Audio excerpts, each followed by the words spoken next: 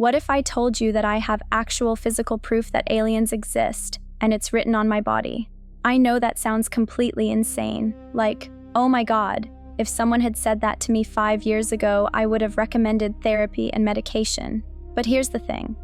When you wake up one morning with perfect geometric patterns burned into your skin, patterns that appeared overnight with no explanation, everything you thought you knew about reality just collapses.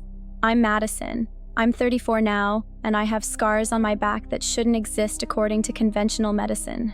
Not random scars, perfect geometric designs that were created at a cellular level by technology we don't understand. And I mean, I have medical documentation from multiple doctors confirming that these marks are real, unexplainable, and display electromagnetic properties that normal skin doesn't have. But here's where it gets interesting. The beings who created these marks told me exactly why they were doing it. And I think the thing that most people don't understand about abduction experiences is that they're not just these ethereal, dreamy encounters that you can dismiss as sleep paralysis or whatever. Like, when you have actual physical evidence left on your body, and I'm talking about marks that show up overnight with no explanation, scars that form perfect geometric patterns, things that shouldn't exist according to conventional medicine, that changes everything. That's what makes you go from skeptic to believer real quick, you know? I mean, I was always into metaphysical stuff, but not like alien stuff. Like, I was doing chakra work and energy healing and all that, but aliens,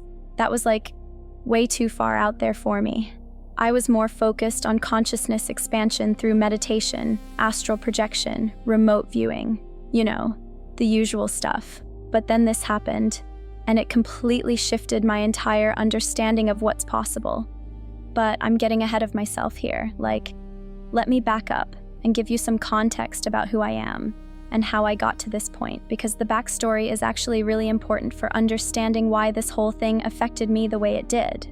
So I grew up in Salt Lake City, Utah, which is like super conservative Mormon territory, right? And my family was pretty traditional. My mom was this really anxious person who was always worried about what the neighbors would think, and my dad was this stoic engineer type who didn't believe in anything he couldn't measure with his instruments. I have 2 younger sisters, and I was always the weird one in the family, you know? Like, even as a kid, I was seeing auras around people and having these really vivid dreams that would sometimes come true. When I was maybe 7 or 8, I remember telling my mom that I could see colors around people, and she freaked out. Like, she immediately took me to our family doctor and was like, "Something's wrong with Madison's eyes." But the doctor said my vision was perfect, and my mom just told me to stop making up stories for attention. So that's when I learned to keep my mouth shut about the weird stuff I was experiencing. School was rough because I was always this sensitive kid who could pick up on everyone's emotions, but I didn't understand what was happening to me. Like, I'd walk into a room and suddenly feel super sad or angry for no reason, and it took me years to realize I was absorbing other people's energy. I got really good at just shutting down and going into my own little world to cope. In high school, I discovered meditation and yoga, and that's when things started to make more sense. I realized that what I was experiencing wasn't mental illness or whatever, it was actually psychic sensitivity. I started reading about consciousness, vibrational frequency, energy work, all that stuff. By the time I graduated, I was doing regular astral projection and had developed some pretty strong remote viewing abilities. I went to the University of Utah for psychology because I wanted to understand consciousness from both a scientific and metaphysical perspective.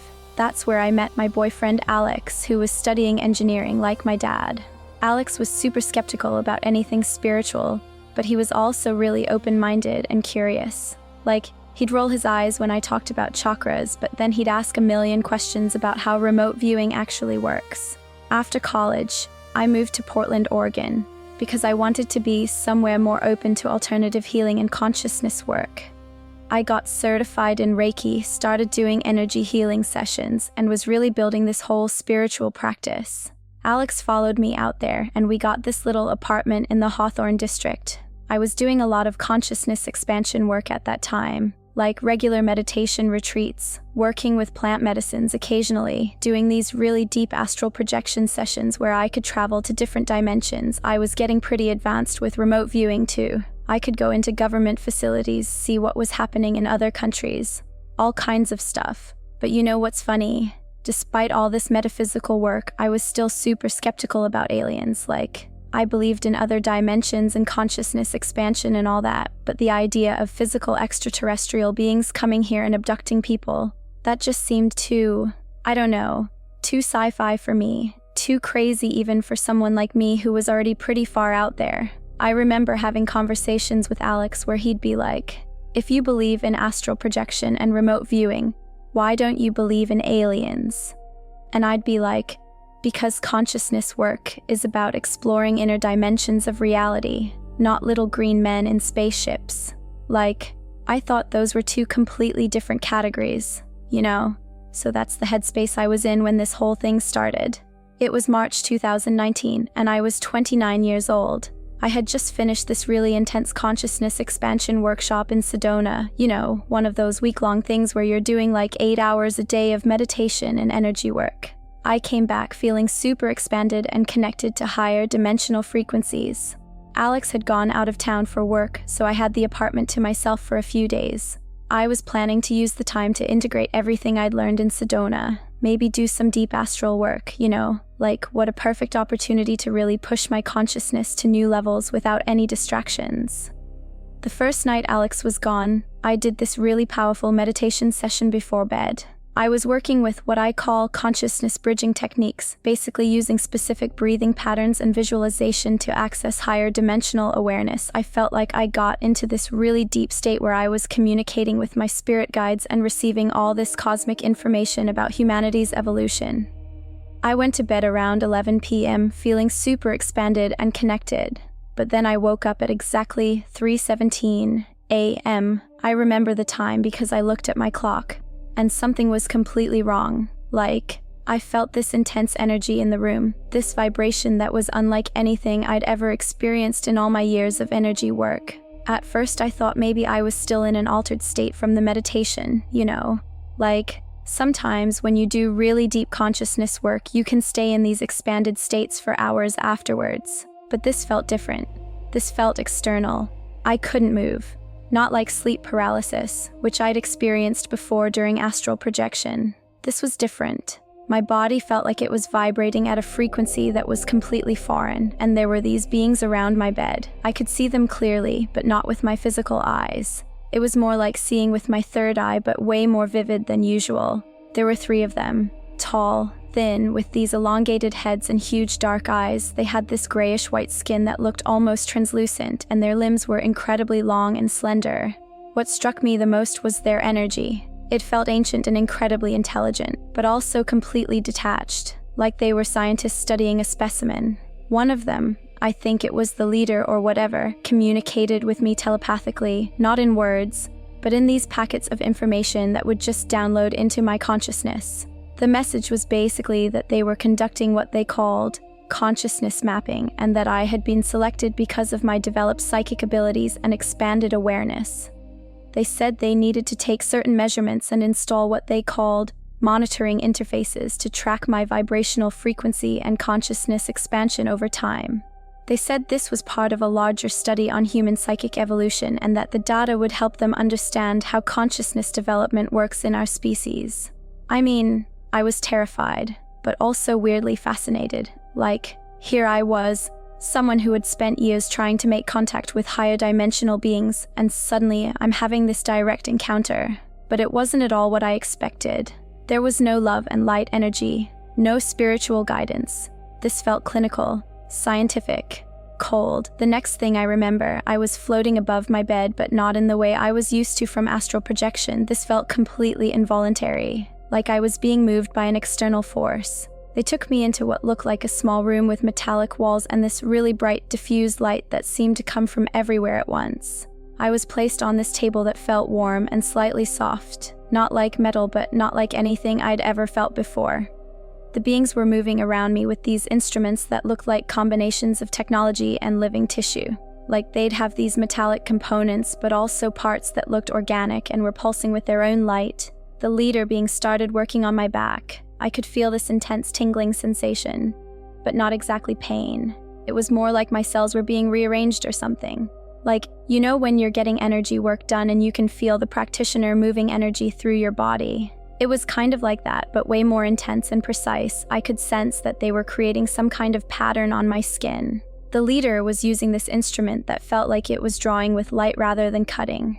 It was making these geometric designs. I could feel each line being created. This burning sensation that would fade into tingling and then into this weird numbness. During the whole procedure, I was receiving telepathic information about what they were doing. They said the marks they were creating would serve as resonance anchors that would allow them to monitor my consciousness development from a distance. The geometric patterns were specifically designed to interface with human energy systems and would activate at certain stages of my spiritual evolution. They also said that the marks would serve as proof of our interaction, but that most humans wouldn't be able to understand or accept what they were seeing. They said this was part of a larger disclosure process where certain individuals would be given physical evidence to help prepare humanity for more open contact. The whole experience probably lasted about 2 hours, but time felt really weird and distorted, like sometimes it felt like minutes were passing, and sometimes it felt like I'd been there for days. When they were finished with the procedure, they gave me this final download of information about staying grounded and not letting the experience destabilize my consciousness development. Then suddenly I was back in my bed, but I was lying face down, which was weird because I always sleep on my side. My back felt like it was on fire, but also numb at the same time. I was completely paralyzed for maybe another hour, just processing everything that had happened. When I could finally move, the first thing I did was stumble to the bathroom and try to look at my back in the mirror. I could see that there was definitely something there, but the mirror was too small to see the whole pattern. I took out my phone and started taking pictures over my shoulder. And oh my God. When I saw those first photos, I just started crying. There were these perfect geometric designs etched into my skin. Not like cuts or scratches, but like they had been burned or branded at a cellular level. The patterns were incredibly precise, perfect circles connected by straight lines, with these smaller triangular shapes forming symmetrical clusters around the main design. The marks were this deep reddish-brown color, like they had been there for months instead of hours. But I knew my back had been completely clear when I went to bed. I had taken a shower that evening, and I would have noticed anything like this. I spent the rest of the night just staring at these photos, trying to process what had happened. Part of me was like, holy shit, I have actual proof of alien contact. But another part of me was terrified about what this meant for my life. Like, what do you do with information like this? Who do you tell? How do you explain it without sounding completely insane? When Alex got back from his trip 3 days later, I was still debating whether to tell him. I mean, this is someone who barely believed in chakras, and now I had to explain that aliens had performed some kind of procedure on me and left geometric scars as evidence. But I couldn't hide it from him. The marks were too visible, and they weren't fading at all. If anything, they were becoming more defined. So I sat him down and just told him everything. The whole experience, the telepathic communication, the consciousness mapping explanation, all of it. His reaction was, well, it was probably better than I expected, but still pretty rough. He didn't immediately dismiss me as crazy, but he was clearly struggling to process the information. He kept asking these really practical questions like, are you sure you didn't just have a really vivid dream? And could you have hurt yourself somehow and not remembered? But when he saw the photos of the marks, something shifted. Like, he's an engineer. So he started analyzing the geometric precision of the patterns. He was like, these lines are perfectly straight. These circles are perfectly round. The symmetry is mathematically exact. He couldn't explain how something like this could appear overnight without any conventional cause. That's when we decided I needed to see a doctor. Not because we thought they could explain what had happened, but because we wanted official medical documentation of the marks. Like, if this was really evidence of alien contact, then I needed to have it properly recorded by medical professionals. I made an appointment with my primary care physician, Dr. Angela Foster. I'd been seeing her for 3 years, so she knew I wasn't some delusional person who made up medical symptoms. When I told her I had some unusual marks on my back that had appeared overnight, she was immediately concerned and wanted to examine them right away. Her reaction when she saw the marks was pretty intense. She spent 20 minutes just studying them, taking measurements, asking me to describe exactly when I first noticed them. She said she had never seen anything like them in 15 years of practicing medicine. The marks were raised slightly above the skin surface, but not like scar tissue. They had this almost metallic sheen to them, and when she touched them, they felt cooler than the surrounding skin. She said the geometric precision was unlike anything that could be created by accidental injury or self-harm. Dr. Foster took detailed photographs and measurements, and she referred me to a dermatologist for further examination. She also ordered blood work to check for any signs of infection or unusual substances in my system. Everything came back completely normal. The dermatologist, Dr. Marcus Thompson, was even more puzzled. He used this magnification device to study the marks in detail, and he said they appeared to have been created at a cellular level rather than just on the surface of the skin. Like, the geometric patterns went deep into the tissue, but there was no scarring or damage to surrounding areas. He took a small biopsy from one of the marks to have it analyzed. The results were weird. The lab said the tissue showed signs of controlled cellular reorganization, but they couldn't identify what could have caused such precise changes. They also found trace amounts of elements that don't typically occur in human tissue, things like titanium and some rare earth metals. Dr. Thompson said he'd never seen anything like it, and he recommended I see a specialist who studies unusual medical phenomena. That's how I ended up at the University of Oregon Medical Center, meeting with Dr. Rebecca Hayes, who works in their Unexplained Medical Conditions department. Dr. Hayes was incredible. She didn't immediately dismiss my story or try to come up with conventional explanations. She said she had seen a few similar cases over the years, people with geometric marks or unusual scars that appeared overnight with no conventional explanation. She called them contact dermatitis of unknown origin. She did this whole battery of tests, more blood work, tissue samples, even some kind of electromagnetic scanning of the marked areas. She found that the geometric patterns showed unusual electromagnetic properties. They were actually conducting electrical current at a different rate than normal skin tissue. Dr. Hayes said that while she couldn't officially endorse any particular explanation for the marks, the evidence suggested they had been created by some kind of advanced technology that was beyond our current medical understanding. She said she was documenting cases like mine for a research study on unexplained medical phenomena. Having medical professionals take me seriously was really important for my mental health, like, I wasn't going crazy. I wasn't making this up. Something real and unexplainable had happened to me, and now I had documentation to prove it. But dealing with the social reactions was way harder than the medical stuff. When I started telling friends and family about what had happened, the responses ranged from concerned to dismissive to straight-up hostile. My parents were probably the worst. When I showed my mom photos of the marks, she immediately started talking about mental health treatment and suggested I needed to be evaluated by a psychiatrist. She kept saying things like, "Madison, you've always been prone to flights of fancy, but this is taking it too far." My dad was more analytical, but ultimately just as dismissive. He kept trying to come up with conventional explanations. Maybe I had rolled onto something sharp in my sleep. Maybe the marks were from an allergic reaction to detergent. Maybe they were self-inflicted during a dissociative episode. No matter how much medical evidence I showed him, he refused to consider that something genuinely unexplainable might have occurred. My sisters were split. My middle sister was kind of supportive but clearly uncomfortable with the whole topic. My youngest sister thought it was cool but didn't really understand the significance. Like, she was treating it like some kind of fun mystery instead of a life-changing experience. Most of my friends reacted with polite skepticism. They'd look at the photos and be like, "Wow, that's really strange." But then they'd change the subject as quickly as possible. I could tell they were uncomfortable and didn't know how to process what I was telling them. A few friends were more direct in their dismissal. One of my oldest friends, Sarah, actually got angry with me about it. She was like, "Madison, you're too smart to believe in alien abductions. You're embarrassing yourself with this nonsense." That really hurt because she had always been supportive of my spiritual work before. The worst part was how isolated I started to feel. Like, I had this incredible life-changing experience and physical proof that something extraordinary had happened, but I couldn't really talk to anyone about it without being judged or dismissed. It made me understand why so many people who have these experiences keep them secret. Alex was dealing with his own struggle about how to support me. He believed that something had happened to me, and he couldn't explain the marks any better than the doctors could. But he was also worried about what this meant for our relationship and our future. Like, was I going to become one of those people who's obsessed with UFOs and aliens? Was this going to take over my life?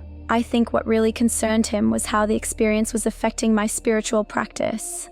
Before the abduction, my consciousness work had been focused on personal growth and healing. But after, I became obsessed with trying to understand what had happened to me and whether it would happen again. I started spending hours every day researching alien abduction experiences, consciousness expansion, extraterrestrial contact, all that stuff. I was trying to find answers, trying to understand the bigger picture of what had happened to me. This is where things get really interesting, because through my research, I discovered that there are actually quite a few people who have had similar experiences. Not exactly the same, but similar enough that patterns started emerging. I found documentation of other people with unexplained geometric marks, others who had received similar telepathic information about consciousness mapping. I also found research by people like Dr. John Mack at Harvard, who documented hundreds of abduction cases with consistent details about consciousness expansion and human evolution. Reading his work helped me understand that what happened to me wasn't unique or isolated. It was part of a larger phenomenon that's been happening to humans for decades. But more importantly, I started connecting these encounters to my broader understanding of consciousness and reality. The beings who contacted me weren't just random aliens conducting medical experiments. They were part of a sophisticated program to monitor and guide human consciousness evolution. Through deep meditation and continued consciousness work, I began to receive additional telepathic communications from these beings. Not full abduction experiences, but these brief downloads of information about dimensional shifting, galactic awareness, the Akashic records, things like that. These communications helped me understand that what had happened to me was actually a privilege, not a violation. I had been selected because of my developed psychic abilities and my commitment to consciousness evolution. The marks were proof that I was part of a larger program to prepare humans for more open contact with extraterrestrial intelligence. Working through this understanding became a crucial part of my healing process. I started working with a therapist who specializes in what they call anomalous experiences, basically counseling for people who have had encounters with unexplained phenomena. Dr. Catherine Wells helped me process the trauma aspects of the experience while also honoring the spiritual significance of what had happened. Through therapy, I learned that it's normal to feel both grateful for the expanded awareness and traumatized by the violation of consent. I could appreciate the cosmic significance of being selected for consciousness monitoring while also feeling angry that these beings had performed procedures on me without my permission. Dr. Wells also helped me develop strategies for managing the ongoing effects of the experience. The marks on my back continue to be active. They change color during solar flares. They warm up during deep meditation. They sometimes create electromagnetic interference with electronic devices. Learning to work with these effects rather than being disturbed by them was really important for my mental health. Another crucial part of my healing was finding ways to integrate the experience into my spiritual practice rather than letting it dominate my life. The abduction had opened me up to new levels of consciousness, but I needed to find balance between exploring these expanded states and staying grounded in everyday reality. I continued my consciousness expansion work, but with a deeper understanding of what I was accessing. The marks on my back seemed to enhance my psychic abilities. My remote viewing became more accurate, my astral projection experiences became more vivid, and I started receiving information about things that I later found were completely accurate. But I also learned to be more discerning about the information I was receiving. The beings who contacted me were very clear that not all extraterrestrial contact is positive or beneficial for humans. There are different groups with different agendas, and some are more evolved and benevolent than others. The geometric marks they gave me actually serve as a kind of protection against less evolved beings who might try to interfere with my consciousness development. Over time, the marks on my back have actually become a source of empowerment for me rather than just evidence of something that was done to me. They connect me to a larger network of consciousness that extends beyond this planet, and they serve as a constant reminder that reality is far more complex and mysterious than most people realize. Oh my God, when I think about where I am now compared to 5 years ago, it's incredible.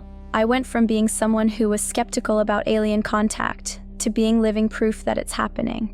I went from feeling isolated and traumatized to understanding my role in a much larger cosmic process. The marks continue to evolve as my consciousness expands. They've developed new geometric patterns over the years, and they've become more electromagnetically active during times of solar activity or when I'm doing deep consciousness work. It's like having a living interface with galactic intelligence embedded in my body. I know this all sounds completely insane if you haven't had similar experiences. 5 years ago, if someone had told me this story, I probably would have recommended therapy and medication. But when you have physical proof that something extraordinary has happened to you, and when multiple medical professionals document that proof, you start to understand that reality is way more complex than we've been taught. The relationship with Alex survived, by the way. It took about a year of couples counseling and a lot of really honest conversations, but he eventually came to understand that this experience was part of my spiritual path, not evidence of mental illness. He's actually become really supportive of my consciousness work, even though he still doesn't fully understand all the metaphysical aspects of what happened. My family relationships are still complicated. My parents have basically decided to ignore the whole thing, which is probably easier for everyone involved.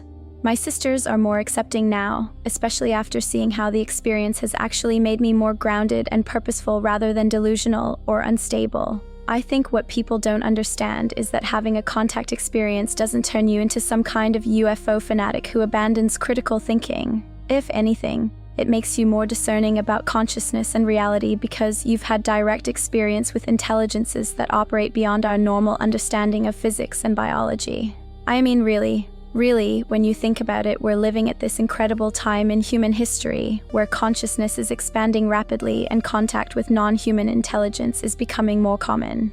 The geometric marks on my back are just one small piece of evidence in a much larger pattern of disclosure and cosmic awakening that's happening all over the planet. You know, like, I didn't choose to become living proof of extraterrestrial contact. But now that I am, I feel a responsibility to share this information with people who are ready to hear it. The beings who contacted me said that disclosure would happen gradually through individual experiencers, rather than through government announcements or mass landings. So here I am, showing people my geometric scars and telling them about consciousness mapping and galactic intelligence. Some people think I'm crazy, and that's okay. But some people look at the evidence and start opening their minds to possibilities they never considered before. And that's how disclosure happens. One person at a time. One conversation at a time. One piece of evidence at a time. The marks will always be with me. They're part of who I am now, proof of where I've been and evidence of intelligences that most people can't imagine. But more than that, they're a reminder that consciousness has no limits, that reality is far more mysterious and wonderful than we've been taught, and that we're not alone in this universe. And I mean, that's pretty incredible, right? Like, oh my God, what is my life that I can say that and actually have the physical evidence to back it up? But here we are. Here I am. Living proof that contact is real, that consciousness expansion is possible, and that we're all connected to something much larger than this little planet we call home.